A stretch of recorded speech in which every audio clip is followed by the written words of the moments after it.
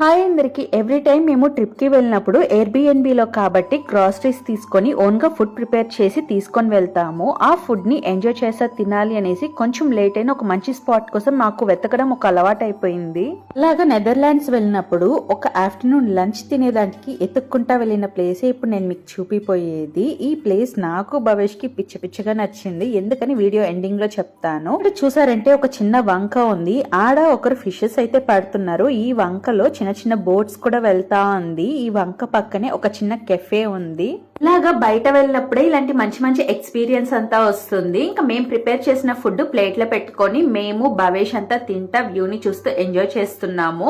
ఈ ఏరియా పక్కనే airport ఉనింది. Flights అయితే 5 minutes వన్స్ టేక్ ఆఫ్ అవుతా ఉనింది. చూసేదానికి చాలా బాగునింది.